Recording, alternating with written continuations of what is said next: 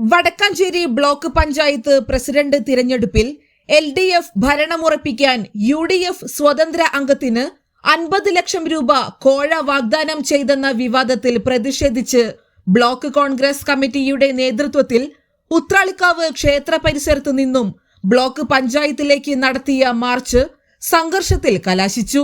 Vadakkanchery block Congress president PG ജയദീപിന്റെ അധ്യക്ഷതയിൽ നടന്ന പ്രതിഷേധ യോഗം മുൻ MLA MP വിൻസെന്റ് ഉദ്ഘാടനം ചെയ്തു. വള്ളത്തോൾ നഗർ ബ്ലോക്ക് കോൺഗ്രസ് കമ്മിറ്റി പ്രസിഡന്റും ബ്ലോക്ക് പഞ്ചായത്ത് അംഗവുമായ MI ഷാനവാസ് സ്വാഗതം ആശംസിച്ചു. പ്രസിഡന്റ് തിരഞ്ഞെടുപ്പിന് തലേന്ന് മുസ്ലിം ലീഗ് സ്വതന്ത്ര അംഗം EU ജാഫറിന് 50 ലക്ഷം രൂപയോ പ്രസിഡന്റ് സ്ഥാനമോ വാഗ്ദാനം ചെയ്തുവെന്ന ഓഡിയോ ക്ലിപ്പ് പുറത്തുവന്നതോടെയാണ് വടക്കാഞ്ചേരിയിൽ രാഷ്ട്രീയ സംഘർഷം ഉടലെടുത്തത്.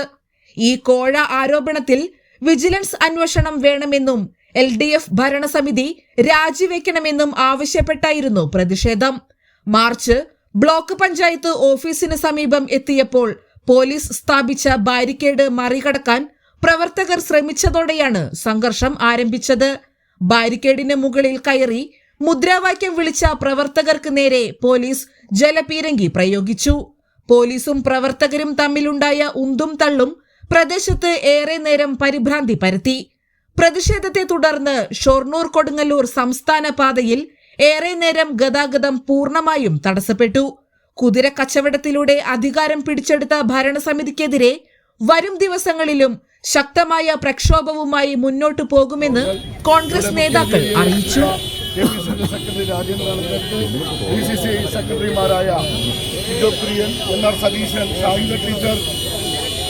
തുടങ്ങിയ സഹപ്രവർത്തകരെ സുഹൃത്തുക്കളെ, ഇന്ന് നമ്മളിവിടെ ഒരു സമരമുഖത്താണ് നമ്മൾ ഒത്തുകൂടിയിരിക്കുന്നത്.